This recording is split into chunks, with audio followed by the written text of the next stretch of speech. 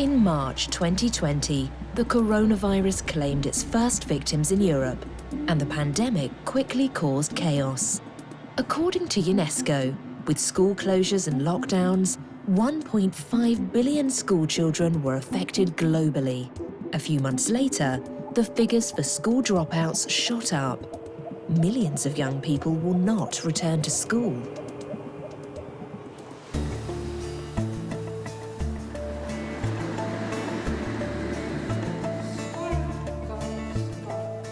But some were better prepared for this crisis. Hyper-connected young Estonians and their teachers have long been familiar with distance learning. Do you remember the difference between moss and lichen? One is a plant, the other is a fungus. All their books and exercise books have been available online for several years already. It's exactly the same text as in the book, just in a different format.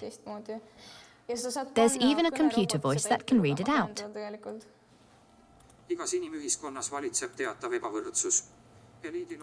And here is the exercise. I click on Save Changes. When I finished, a green dot appears and I can send it. Now chemistry.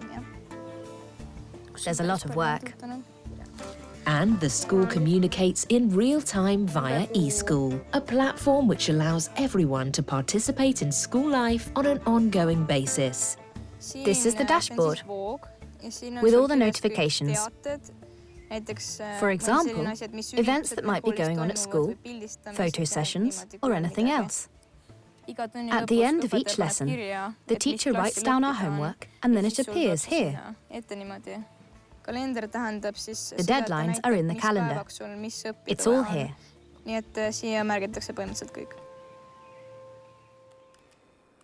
Since we use eSchool in every class and every subject, the students, teachers, and also the parents use it on a daily basis, starting from year 2. You get marks and comments here too. The exclamation mark shows that this hasn't been done yet. The trouble is that your parents also have access to all this.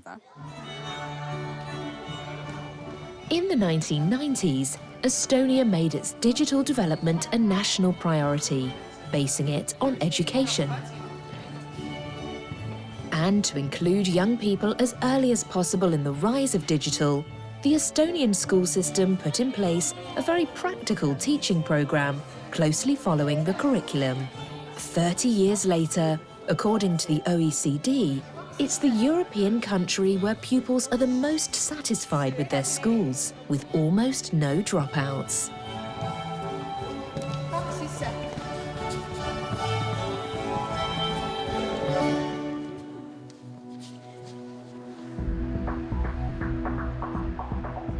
In this small country, with 1.5 million inhabitants, every school is independent and chooses its specialist subject area. Thus, this secondary school in PORTUGAL, specialised in digital technology, encourages youngsters to develop their passion with their teacher. Today, these students are practicing programming small drones to follow a very precise route without a pilot. It takes off from here, it goes through the tunnel and lands here. Then it takes off again, flies through here, and it lands here. Then it takes off again, flies through and reaches the destination. What's the maximum length? 260, I think. How far down do we have to go? Programming the flight of these small devices allows the young people to apply their lessons in IT, maths and physics, and to discover the gap between the theory and practice. It takes off from here. No, it lands here. It makes a 95-degree turn, stays up at 65, and then it comes down. Next, it goes up again to 130. 130, it goes forward, then it turns and goes forward again. So this is the next part.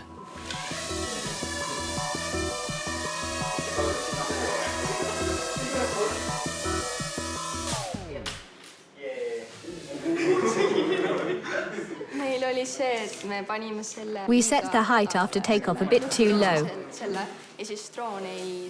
And the drone didn't do what we expected in the coding. We'll have to change the code and try again. They have more of a chance to learn when it goes wrong. It's a good thing, and the best way to learn. You often learn the most from your failures.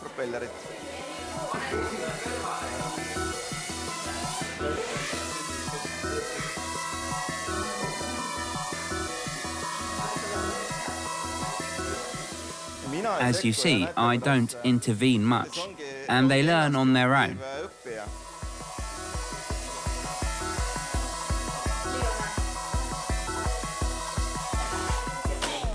Luckily, it has a protective shield, so it doesn't matter if it flies into the wall. Generally, it crashes around 5 times, and then it works a 6th time.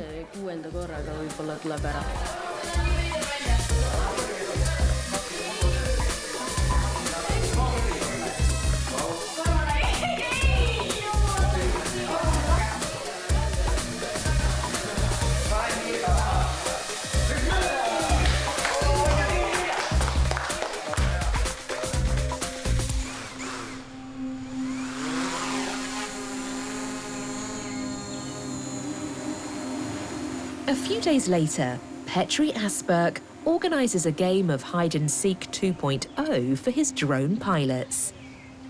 You should fly a bit higher.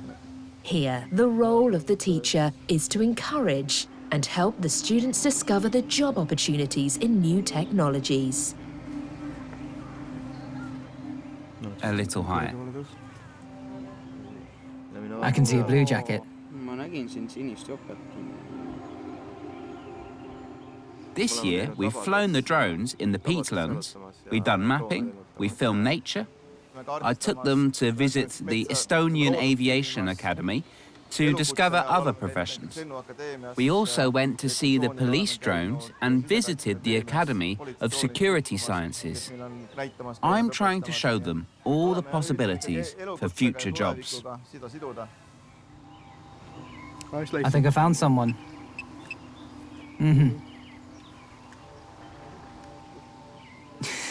It's them. They're hiding behind the tree.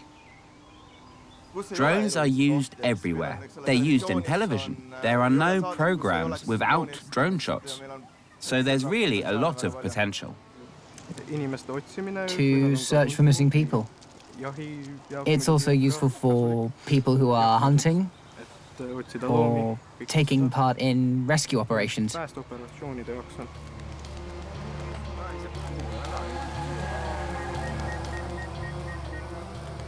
With a 30-year lead in digital technology, the Estonian population consider connected life to be the norm, and it's never too soon to start.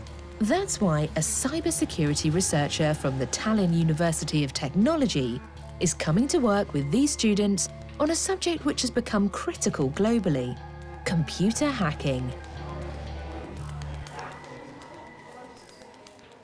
Hello, Year 9. Hello. How are you? Good. Today we're doing some hacking exercises. I see you're all doing different things, which is good. You have an art assignment. Do you understand what you need to do? Yes, I have to find the correct image. What do you think? Which image is it? This one. Okay, very good. You have one code.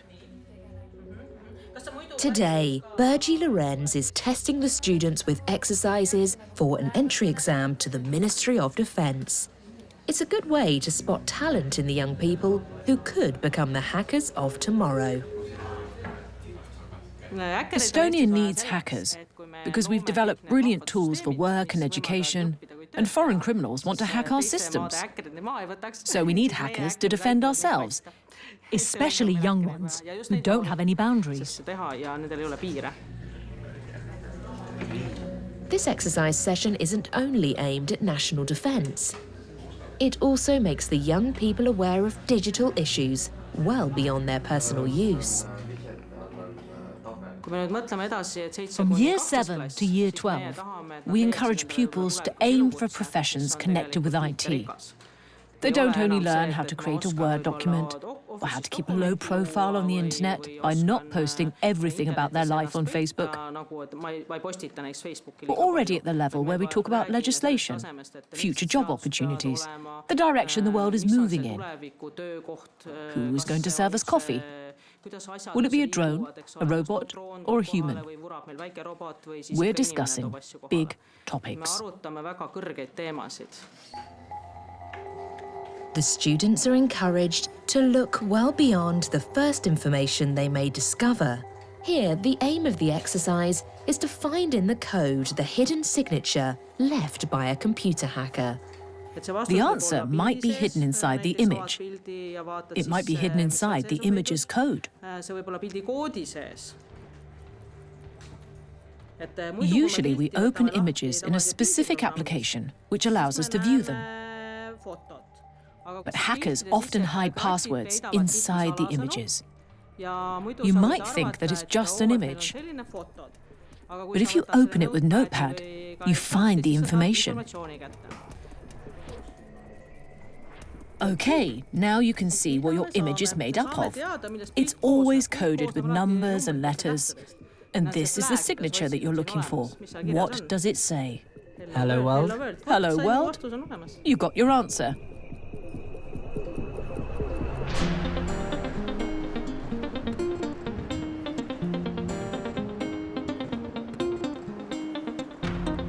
In Belgium also, they're banking on digital technology. Here in the suburbs of Brussels, the prettily named municipal school, Children's Paradise, is moving with the times. Do you have your sheets on Roman numerals in front of you? Yes. So, what does this represent? 10. 10. And this? 5. 5. What does that add up to? 15. 15. So, there we have 5. 5 plus 5 makes? 10. 10. Plus 2? 12. 12. Plus 3? 15. OK. We've been working with interactive whiteboards for about 5 years now. I had to learn to work on them, like all my colleagues, because we had blackboards before. You just have to plug the computer into the interactive board, and then you do your lesson. 12 plus 5? 17. They really like going up to write on the board. We can do a lot more different subjects, and quickly. It used to take quite a bit of effort when you wanted to do maths, drawing things out on the blackboard. You had to prepare the board at lunchtime. With this, we save a lot of time. And I makes 3, so it equals 333.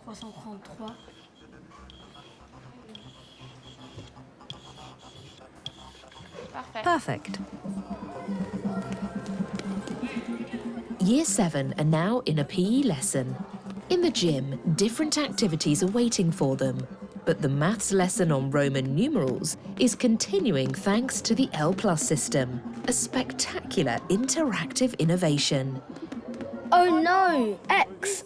Oh no, it was minus. I did minus.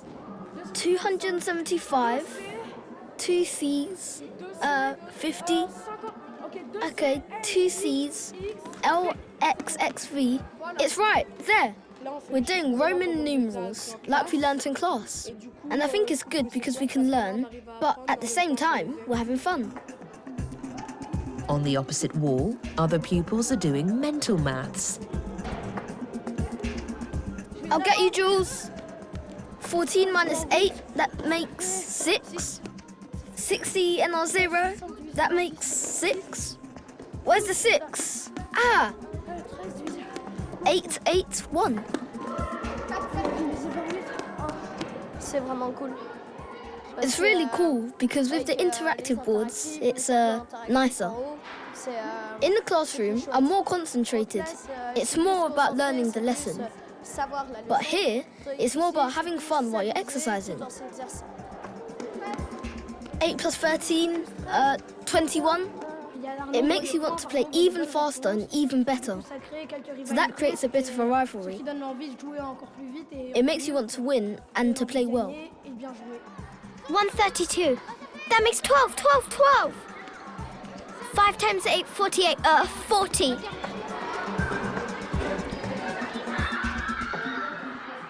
It works because we're talking to the children in a language they like. The children of today are born holding a tablet, almost, and they know these codes. So we can get them into learning with those methods, among others. But nothing will ever replace a teacher in the classroom, in person. Elliot? 13. Perfect. In this highly digitized school, as in every school in the world, mobile phones have become a curse. We're allowed to have a mobile, but it must either be on silent and left in our school bag, or we must give it to our teacher. There's a safe for the phones, and we get them back at the end of the day. Oh, they use everything that exists, whether it's applications on their phone, or photos, or applications like Facebook, Snapchat, etc. They use everything, even though they're not old enough. And that creates quite a lot of problems, in class and outside, that we have to manage as well. We sometimes see bullying situations as well. Before, bullying stopped when you came out of school. When you got home, you were fine, you were safe. Today, the bullying continues even when you're behind your screen. So that's the downside, and therefore we also need to work on awareness and safety with the children. For this reason, today the Year 7 class is receiving sound advice via video link from a representative of Child Focus, a child protection charity. Hello. Hello. Let me introduce myself. My name is Nawal Zouaoui. I'm a representative of Child Focus, and we're going to do a short session on social networks. Are some of you already on social networks? Do you have accounts? Yes.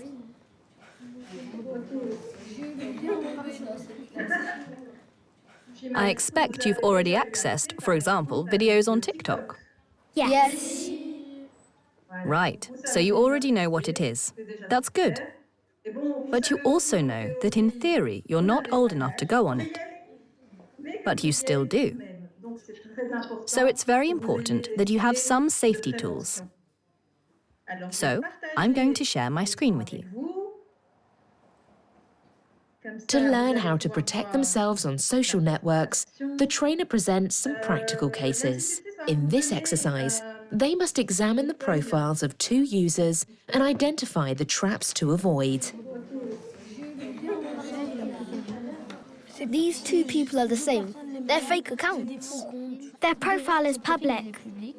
Why does it say that? When it's a private account, there's a padlock. We can mark the school in red. Yeah, the school.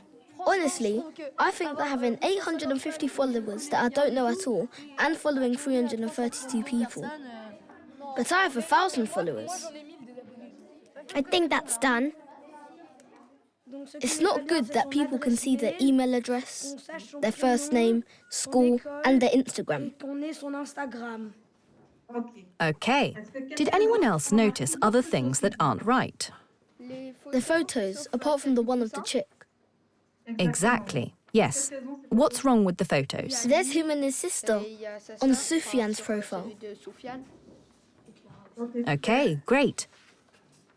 So, there's a general rule.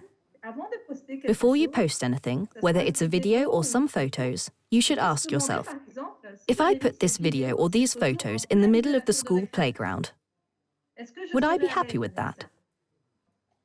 If you're not entirely happy, you need to think about the fact that when you put something on the internet, the impact is much greater. Lots more people will be able to see it, and it will stay there. Now, you're going to get a sheet, and we'll do the same exercise.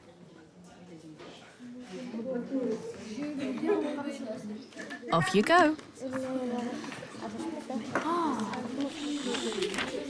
Oh my goodness, Mamma Mia, Mamma Mia! It's lucky her hair's there. And her legs are like that. After exchanging a few texts, the boyfriend sends this. It's a shame I can't see you tonight. Will you send me a sexy photo? No, don't send one. Circle that, all of it. In red? In red, yes, all of it. All of her body? Yes. So, tips and advice. You can post photos, but don't be pressured. No one should make you post a photo, and especially not a photo of you in underwear or naked. And it's wrong to share photos of other people. The guilty person is someone who shares a photo of someone else which was sent to them privately. You also need to know that it is punishable under the law, so you absolutely mustn't do that.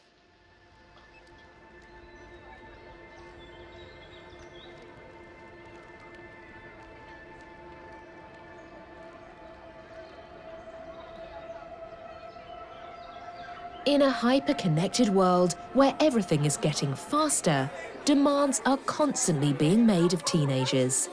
And many teachers complain about a lack of attention. To help them refocus themselves, the secondary school in ALCALENA has introduced the idea of practicing mindfulness meditation with no religious associations.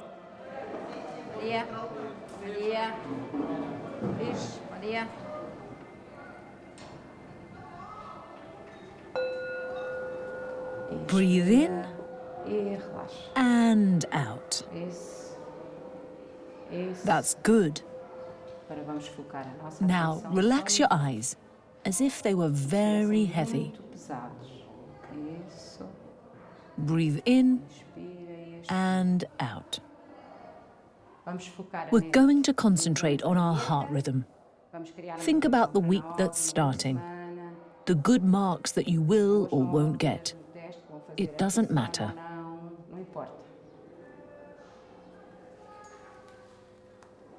I started meditation in Year 11. It was in the Portuguese class.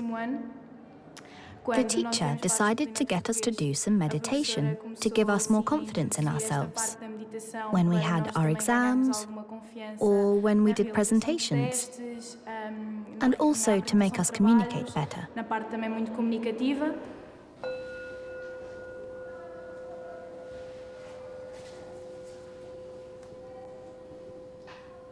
Everything is digital today. It's very stressful. We're permanently online, and we really need to learn how to stop, to break that habit, because we're not able to be attentive.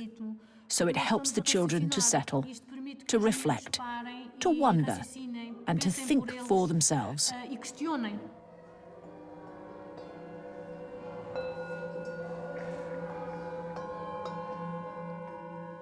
When I do my homework, I tend to lose concentration because of my mobile phone. I'm always on social networks, looking to see if I have any messages or notifications. But since we started meditation, I'm better at leaving my phone alone and concentrating for several hours at a time.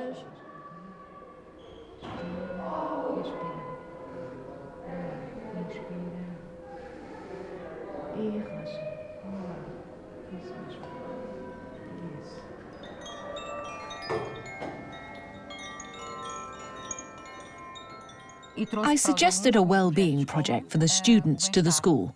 Why? Because the vibrations are good for us, and above all, they give us a better quality of life. As I often say to the students, our bodies are made up of 75% or 80% water, and when we make it vibrate, our anxiety level changes, our well-being increases, we get our smile and our health back, and we feel happier.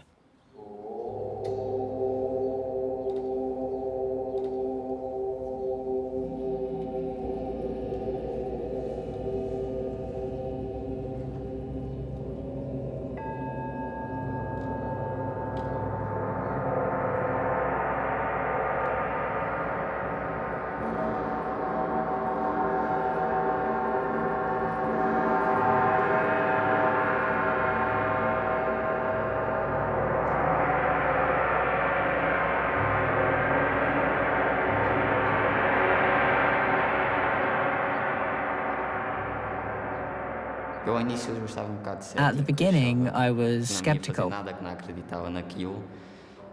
I didn't think it did any good. And I think it was for a Portuguese test that I did some meditation at home. And when I went in, I was relaxed, as if it was a normal day and not a test day. And after that, I started to believe in it. I understood that it's a serious thing and that meditation can help me. It's really changed our lives, both in school and outside. We're much better at concentrating on what we're doing. Sometimes when we're working, we get distracted by looking at social media and things like that. But then we stop, close our eyes, do a little meditation, and tell ourselves that everything will be fine.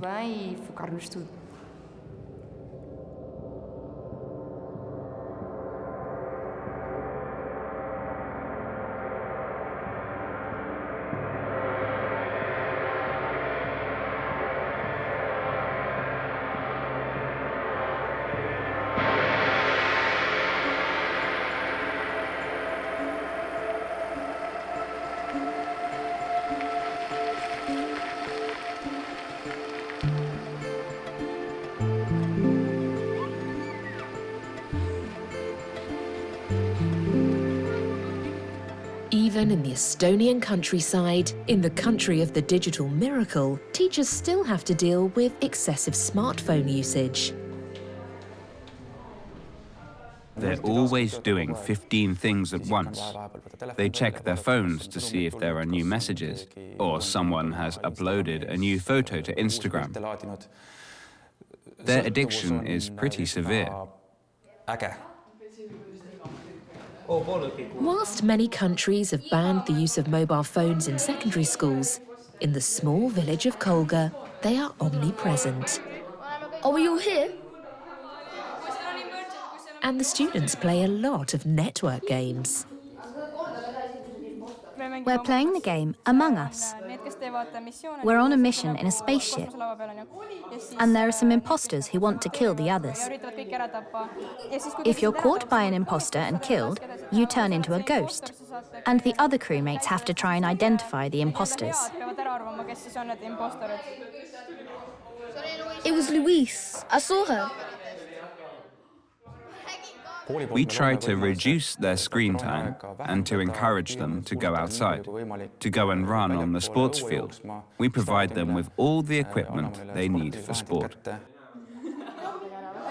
Last year, they tried to ban phones in some areas, but they gave up because it didn't work.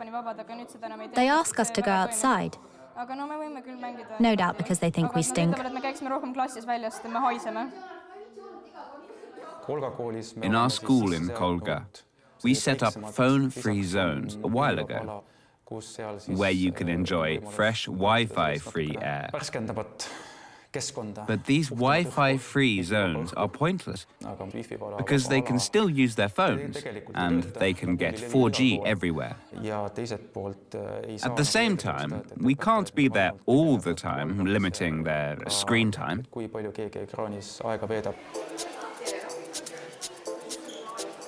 And before the next lesson starts... I'm dead. You can come and get me. I accuse Sophia. It's not me. Vote Artur out.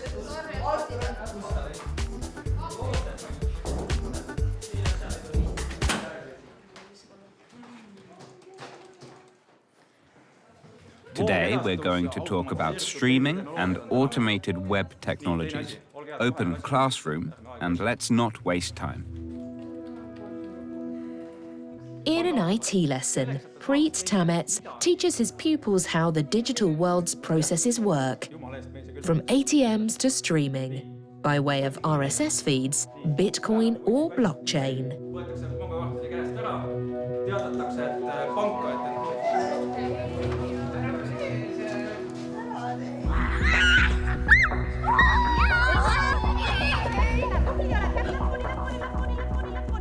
To remain at the cutting edge of innovation, schools collaborate with the University of Tallinn. Preet, also a researcher, puts his new teaching resources into practice with the pupils. I've learned from experience that, for most people, bringing computer games into education creates a conflict. They're not used to having them in the learning process. We can't carry on teaching the way we did before. We mustn't consider technology as our enemy. We must use it in the teaching process. Technology should help us to create new teaching methods. Today in the Year 9 geography lesson, Preet is testing an application on their smartphones. Come here, everyone. Today's geography lesson, girls, please, is about the weather. You're going to go for a walk and observe what's around you. Prit, your teacher, sent you a link to the Discovery Trail app. Just open the app and follow the instructions. What about lunch if it takes too long? Well, you won't eat.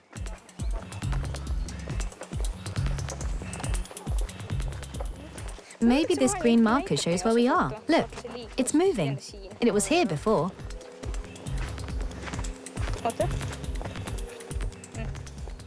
Okay, we've got it. Describe the current weather: temperature, clouds, precipitation, wind speed, and direction. I have no sense of direction. I think north is that way? We need to know which way we're facing. Do you have a compass in your phone?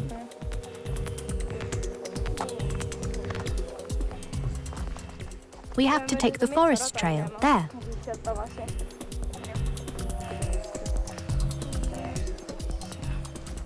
Girls, this way. Maybe he thinks we're lost. Mind you, knowing us.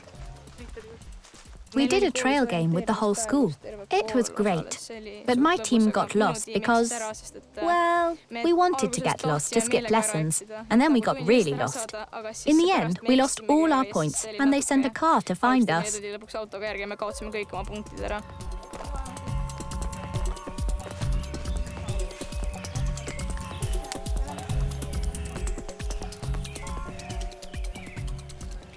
The wind speed is displayed here. Temperature 16.2. Try turning it to find which direction the wind's coming from. But maybe there isn't any. How do scientists test something to see if it works? Yes. It works, so there isn't any wind. It's going to get harder now. Aha. Thanks for the warning.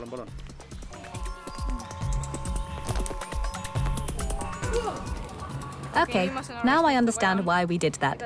Listen, calculate the differences in temperature and wind speed between the open field and the forest.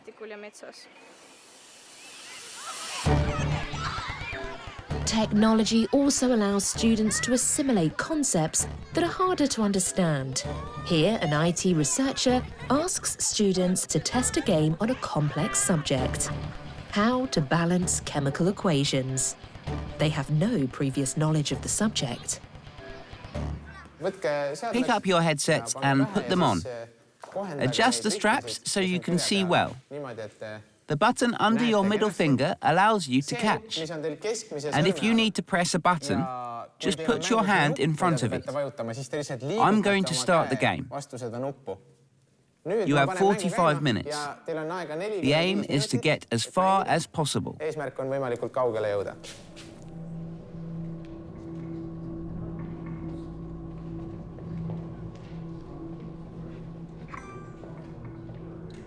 There's a big desk in front of me with small molecules. On either side, there's a sort of dispenser. When I press a button, a molecule comes out.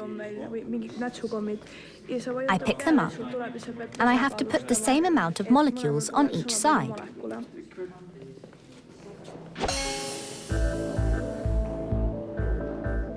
Of course, it's impossible to move around atoms or molecules in the real world. The beauty of virtual reality is that you can create an imaginary laboratory with a simple computer. It costs almost nothing, and it means that students are able to visualize and manipulate abstract constructions.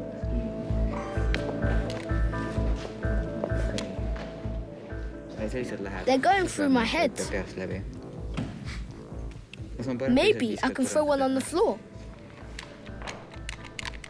When I started working on this project, it reminded me that for some topics in chemistry or physics, but mainly chemistry, I could look at my book for 3 hours and still not understand what it said, or what I was supposed to do. I'm even more motivated to create virtual reality programs, because I really needed them back then. We have brilliant tools that we can use now.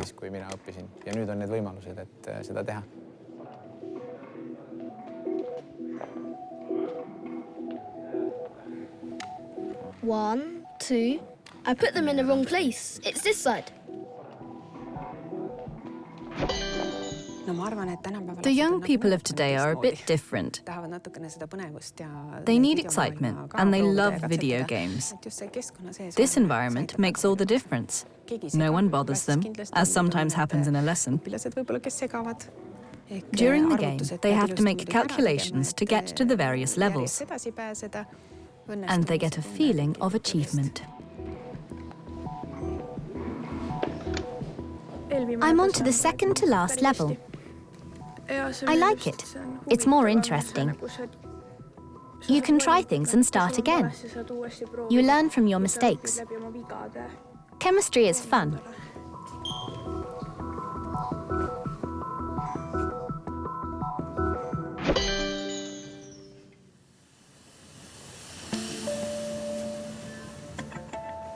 The time when the adult, the parent, the school teacher were the only ones who could pass on knowledge is over. Young people in the digital era learn lots of things on their own, and they're proud of it.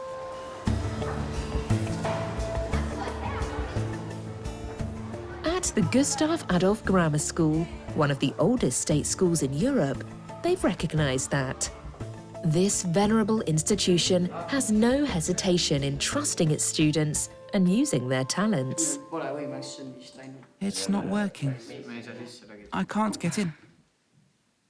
Maybe we should restart? Yeah, try that. We have over 100 students taking IT. In addition to their lessons, they support the teachers on a daily basis with their technical problems. First, they learn about the school's IT equipment, and once they have that knowledge, they're able to help other people.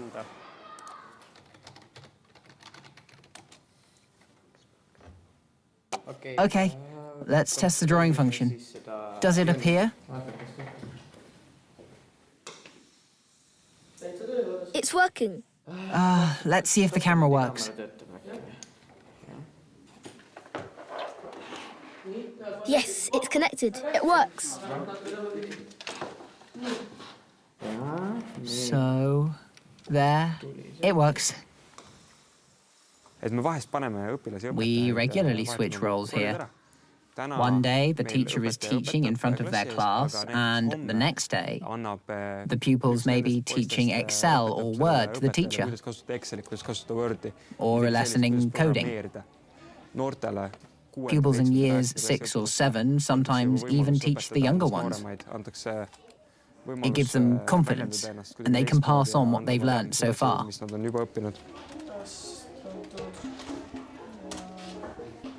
Hi. Hi. How are you? For the last few years, our IT managers have been chosen among our students. The senior IT manager is always a Year 12 student. They have a deputy from Year 11 who learns every aspect of the job by working alongside them for a year.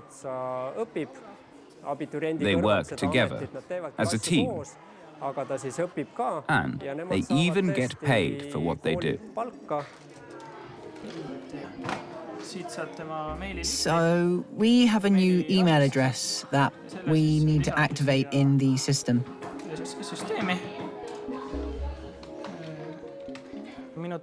I'm in Year 12, and my lessons usually start at 9:50. So, I get to school before 8 o'clock. First, I check to see if I have any new emails and whether any teachers need help. One of my tasks is to research how to develop the school in every area related to IT. So I propose projects and participate in them. Our managers are chosen from the students who like IT the most, but they must also be able to solve administrative problems. They are part of the school's management team and therefore have decision-making powers. Besides the salary, they gain experience as an IT manager in a big organization. That's a great addition to their CV.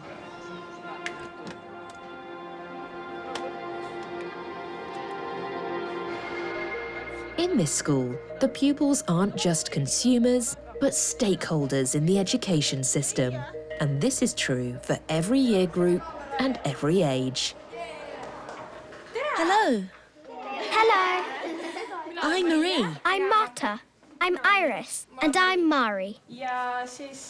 Welcome to the DigiGirls Club. We're from Year 8 and we'll be your mentors. Was anyone here last year? Only one. Okay. This is the DigiGirls Club.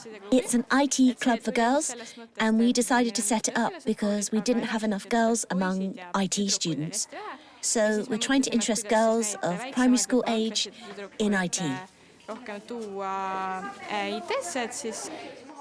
Does everyone know what these are? Yes. You switch it on here with the power button. There are 3 buttons. It's this one. You can switch it on. It develops creativity.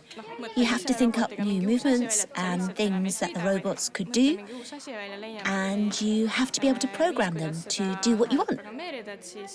It's good to know all that. In the Basic tab, you have Show Icon.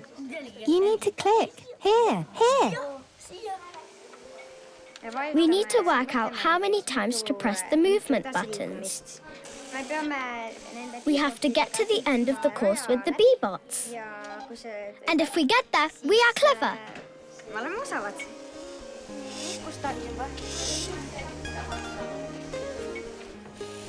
Mine is faster. No, it isn't.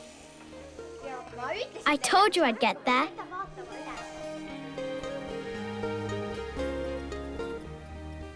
The school experience becomes exciting when it offers pupils practical challenges. And whatever their specialisation, literary, artistic or scientific, every school in Estonia provides compulsory lessons in handwork. Right, hold it. So young Estonians, boys and girls, will have lessons in cooking, sewing, knitting, electricity and woodwork throughout their school career. As well as providing a balance between intellectual and manual work, it's an interesting way to promote gender equality. I like to make things out of wood. Sometimes we also use the computer to design them. I like that too. Craft professions are disappearing. But we really need people with those skills. People who know how to use a plane, a handsaw, or a chisel.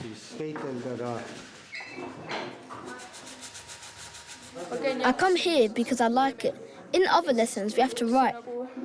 But here, we make whatever we want with our hands. The children come here during break time and ask if they can continue what they're working on or start something else. Some of them even come when they're meant to be in a maths lesson.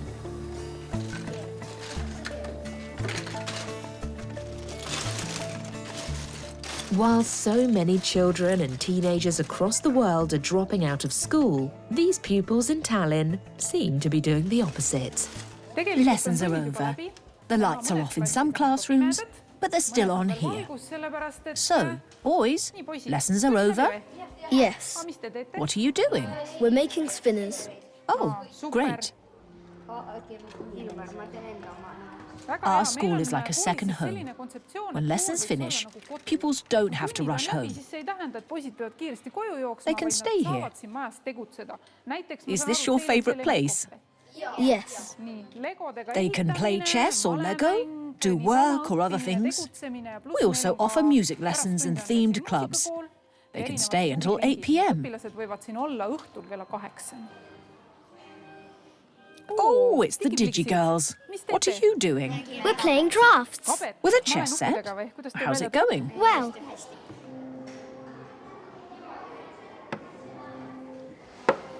There are drafts and chess sets all over the building. There's also Lego and ping-pong tables. And as mobile phones are banned during the day, they do other things here. I've won! The pupils don't want to go home. Usually it's the opposite. They're just waiting for the bell to ring and off they go. But here, as you can see, there are lots of activities. We have to ask them to go home in the evening or their parents get angry.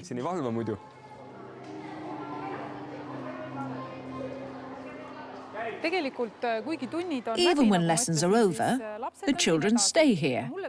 I like to come and see what they like doing.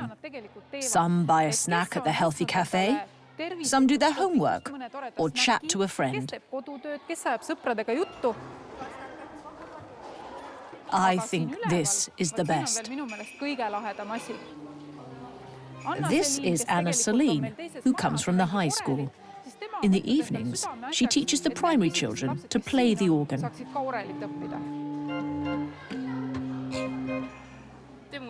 Once more.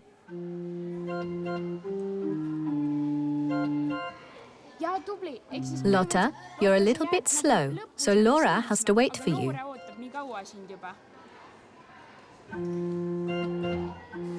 In our school, lots of activities are possible. The pupils can express their opinions, be helped and supported, and learn. That's one thing. But there's something else that's often forgotten when people talk about happiness at school, and that's the happiness and pleasure of trying. When you work hard, you make an effort, and you get a result that makes us happy.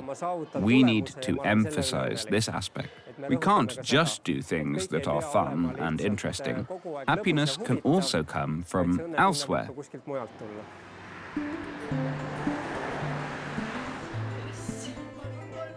Estonia is winning its gamble.